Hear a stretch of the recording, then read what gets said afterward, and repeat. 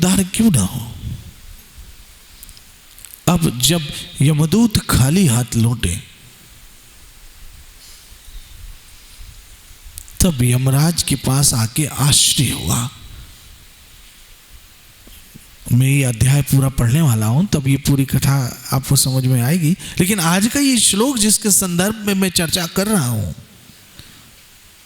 जब यमदूत खाली हाथ लौटे यमराज के पास और बहुत सारी चर्चा हुई, तब यमराज कह रहे हैं, सुनो कौन कह रहा है, स्वयं यमराज कह रहे हैं, अतः इन सभी बातों पे विचार करते हुए, जो अभी यमदूत से यमराज की चर्चा हुई है आगे जो मैं पढ़ूंगा, बुद्धिमान लोग हर एक के हृदय में स्थापित तथा समस्त शुभ गुणों की खान भगवान के पवित्र नाम के कीर्तन की भक्ति को अपनाकर सारी समस्याओं को हल करने का निर्णय करते हैं। अब आपने कल निर्णय किया या नहीं है आपको पता। जैसे कल मैं इस सत्संग पे विचार कर रहा था, कल आपने निर्णय कर लिया होगा कि मेरे जीवन का एकमात्र आधार श्री कृष्ण नाम, हरे कृष्ण कृष्ण कृष्ण हरे हरे।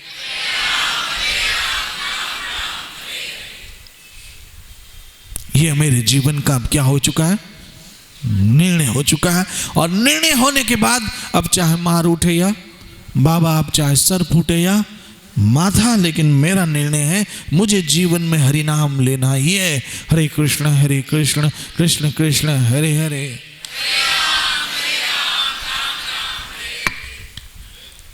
जो लोग ऐसा कर लेते हैं, कौन से लोग बताइए, जो निर्णय कर लेते क्या, हरि नाम लेने का, श्री कृष्ण नाम लेने का, जो ये निर्णय ले लेते हैं, अर्थात जिनके जीवन का आधार ये हरि भजन हो जाता है, हरे कृष्ण कृष्ण कृष्ण हरे हरे, हरे राम राम राम हरे। जो श्री कृष्ण गोविंद श्री श्याम सुंदर पूर्ण पुरुषोत्तम सबके हृदय में स्थापित सब शुभ गुणों की खान श्री कृष्ण पूर्ण पुरुषोत्तम 16 कला संपूर्ण, जिस पे कोई दो मत नहीं है, ऋषियों को, साधु संतों को, प्राचीन आचार्यों को, प्राचीन ग्रंथों में कोई कंफ्यूजन नहीं है, कृष्णस्तु भगवान स्वयं। उस पूर्ण पुरुषोत्तम का जो नाम लेते हैं, हे मेरे यमदूत, ते में न दंडमहतस्ते, ते में न दंडहरम अर्हन्ति। ते कौन, ते मतलब वो, संस्कृत में ते मतलब वो, मैं मतलब मेरे द्वारा दंड की सीमा में नहीं आते। लो सुन लो, जो लोग हरि कथा करते हैं, हरि भजन करते हैं, वो यम के द्वारा दंड के योग्य नहीं है।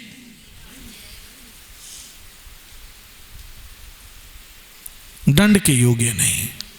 वाह हरि, आपने अपने नाम के द्वारा पतितों पर कैसी कृपा की है। छूटत नाही कोट लखवाही, नाम जपत ते पार। ये सारे ग्रंथों का सार है। मैं ऐसे ही आपको रोज आपका समय व्यर्थ में नहीं गंवा रहा हूं। जिस दिन जिस समय आपको कीर्तन हरि भजन करवाया जा रहा है, समझ लो आपका परम कल्याण करवाया जा रहा है। और उसके लिए आपको कृष्ण का धन्यवाद, धन्यवाद कृष्ण, आपने हमें भजन दिया। हे गुरुदेव, आपने हमें भजन दिया, आपके हम जीवन भर आभारी रहेंगे। अब आगे सुनो। लेकिन आगे सुनाने के लिए समय पूरा हो रहा है। ये श्लोक बड़ा अद्भुत है, श्लोक बड़ा अद्भुत है कि यहां स्पष्ट लिखा है कि ऐसे लोग दंड देने के मेरे अधिकार के क्षेत्र में, ये मेरे अधिकार से परे बात है। वैष्णवों को, भजन करने वालों को मैं दंड नहीं दे सकता। अब बताओ, आप जो रोज माला फेरते हो, आपका भला नहीं है? हरे कृष्ण कृष्ण कृष्ण हरे हरे। समझ लो आपकी तो लॉटरी खुल गई है, समझ लो आपकी लॉटरी खुल गई है, समझ लो। क्योंकि कल जैसे मैं ये श्लोक पूरा सुनोगे तो आपको और आनंद आएगा, अद्भुत आनंद आएगा। ये पूरा श्लोक सुनोगे आपका दिल खिल जाएगा।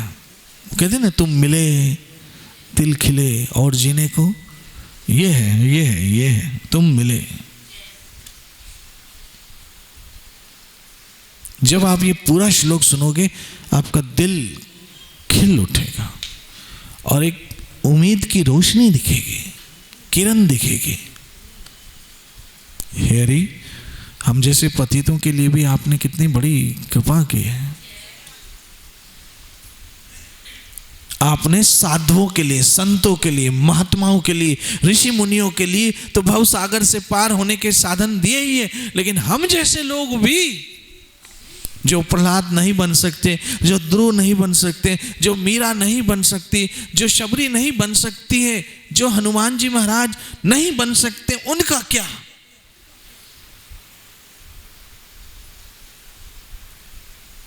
उनका क्या? जो घर गृहस्थियों के झंझटों में फंसे जीव है, जिनको 2 टाइम की रोटी के लिए इधर उधर हाथ पांव मारने पड़ते, उनका क्या होगा?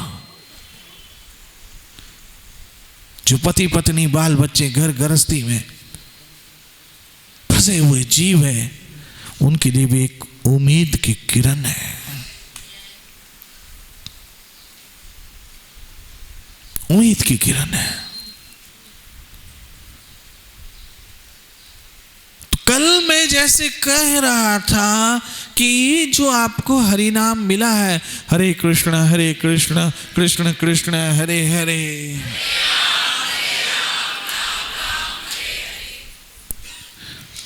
ये वो धन है। जैसे कि कल मैं मीरा का मां भक्तिमती मीराबाई की चर्चा कर रहा था और आपको ये समझा रहा था कि उम्र भर मीरा हीरे मोतियों में खेली, उम्र भर। मैं नहीं समझता हूं कि हमारे उल्लासनगर क्या बॉम्बे में भी मीरा जितना कोई धनवान होगा। तो सम्राज्ञी थी, बचपन आंख खोली हीरे मोतियों में, ससुराल में गई हीरे मोती जवाहरात सोने चांदी रथ महल इत्यादि इत्यादि, लेकिन उसको छोड़ने के बाद उसको समझ आई, पायो जी मैंने अब असली धन मिला। जब मैं आपको माला थैली लेकर घूमते देखता हूं तो मैं समझता हूं पूरे जीवन की पूंजी इसमें इसने छुपा के रखी है, पूरे जीवन की पूंजी इसमें इस माला थैली में है, पूरे जीवन की पूंजी इसकी है। वस्तु अमोलक, ये जो अनमोल वस्तु है, अनमोल वस्तु मेरे जो गुरु महाराज ने दी, और ये वस्तु ऐसी दी जो हमेशा जी बढ़ती जा रही है। एक माला से आरंभ किया, 2 माला तक पहुंचे, 2 से 3 तक पहुंचे, 3 से 4 तक पहुंचे, बढ़ती गई बढ़ती गई बढ़ती गई। वस्तु अमोलक दी मेरे सतगुरु, ये जो गुरु कृपा से मिली। मैं कह रहा हूं ना, अगर हमारे जीवन में गुरु ना होते तो ये धन कहाँ से आता? क्यों? जो पिता ने धन दिया वो भी यहीं पड़ा रह जाएगा, जो पति ने धन दिया वो भी यहीं पड़ा रह जाएगा, जो पुत्र कमा के लाएंगे वो भी यहीं पड़ा रह जाएगा, जो मायके से मिला वो भी यहाँ पड़ा रह जाएगा, जो ससुराल से मिला वो भी यहीं पड़ा रह जाएगा। लेकिन जब मीरा ने कहा भाइयों जी मैंने ये जो धन है ये मेरे साथ जाएगा, जे मात पिता सूत मीत ना भाई, ये नाम हरे कृष्ण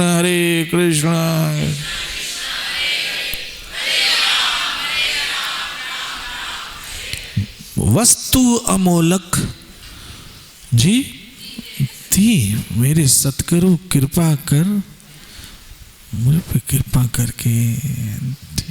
क्योंकि आप धन किसको दोगे? जो आपका अपना होगा।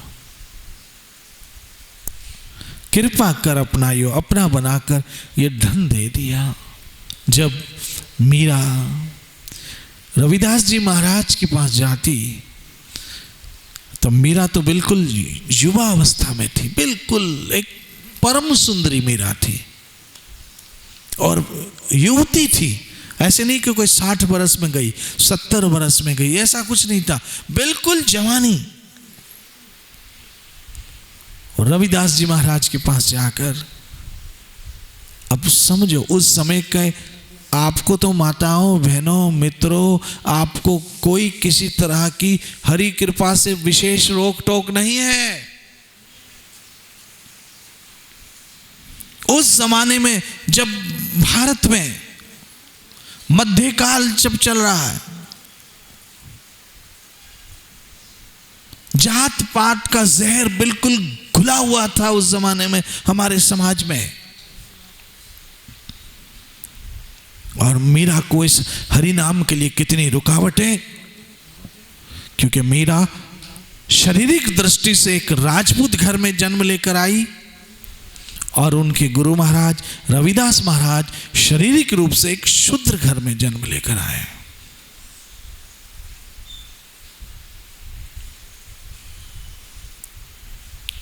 शारीरिक रूप से एक शूद्र घर में जन्म लेकर आए, कोई तालमेल नहीं बैठता। और उस जमाने में हमारे समाज में बहुत जहर था, छूछात का, जाति का जहर था।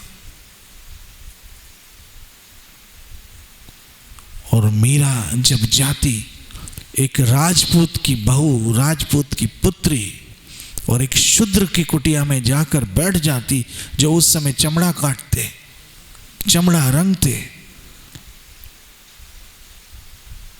तब उनके ऊपर कितनी प्रतिबंध लगे मीरा पे, कितने उनके ऊपर कीचड़ उछाला गया, कितनी रुकावटें खड़ी कर दी गई। बहनों आपके लिए तो कुछ नहीं है इस समय, आपके लिए कोई रुकावट नहीं है। हाँ, कभी कभी साथ डांट दी होगी, पति कभी कभी चिढ़ जाता होगा, वो भी नाश्ता वास्ता देकर नहीं आती होगी, तब अगर उसको खिला पिला के आओ तो तब वो भी बड़बड़ नहीं करेगा। बहुत सारी आपको सुविधाएं हैं। इतनी रुकावटों के बाद मीरा का देवर, मीरा का पति, मीरा की नंदे जहर कभी दे रहे, कभी क्या दे रहे, कभी क्या दे रहे। आपने तो अभी तक जहरीली बातें सुनी होगी, जहर किसी को नहीं पिलाया होगा। लो, जहर तो दूर की बात है, आपको फिनाइल भी किसी ने नहीं पिलाया होगा। इस अवस्था में भी मीरा भाग कर जाती थी। क्यों? उसे पता था सबसे बड़ा धन यही है। एक बात समझ लो, गुरु की कोई जात नहीं होती, गुरु का कोई वर्ण नहीं होता। कि वो विप्रो कि वो न्यासी शूद्र कहने नए, वही कृष्ण तत्ववेता सही गुरु है। चैतन्य महाप्रभु समझा रहे हैं, शूद्र हो, ब्राह्मण हो या सन्यासी हो, इससे गुरु का कोई लेना देना नहीं। वही कृष्ण तत्ववेता से ही गुरु हो, जो आपको कृष्ण दे सके, बस वही गुरु है। मीरा ने इस तत्व को समझा और इतनी रुकावटों के बाद भी क्यों भागी? क्योंकि पता था ये असली धन है। आपको इतनी सुविधा है, लूटो, लूटिए सब। राम नाम की लूट है, लूट सके तो लूट, अंत काल पछताएगा जब प्राण जाएगा। जब आप किसी दिन मस्तीवश अकारण सत्संग छोड़ देते हो, छुट्टी कर जाते हो, मुझे लगता है आज इसने बहुत बड़ा नुकसान किया अपना, बहुत बड़ा नुकसान किया। हरि कथा का एक दिन इसका चला गया। सोचिए अगर परीक्षित के जीवन में 7 दिन की कथा में से 1 दिन की कथा मिस हो जाती और 6 दिन की कथा सुनता, कहाँ मोक्ष होता, भागवत फ्री ना होती। ऐसे एक दिन भी आप जब कथा छोड़ देते हो, आपका कितना बड़ा नुकसान हो जाता है। तौ कथा अमृतम। और याद रखना, कथा तो अमृत है, लेकिन वो अमृत पिलाने वाला भी तो चाहिए, अमृत देने वाला चाहिए। हमें पता है अमृत है, नाम सुना है, लेकिन कहाँ मिलेगा, कौन देगा, कौन पिलाएगा? और कृष्ण कृपा से हमें सब मिला है, लाभ लो। फिर कहता हूं लाभ लो। मीरा की तरह आपके जीवन में कोई कठिनाई नहीं है, लाभ लीजिए, नहीं तो बाद में हम जैसा पछताने वाला कोई नहीं होगा। तो आज ये श्लोक जो हम अधूरा छोड़ रहे हैं, इसमें सार ये है कि यमराज यमदूत से कहते हैं कि जो लोग श्री कृष्ण नाम का भजन करते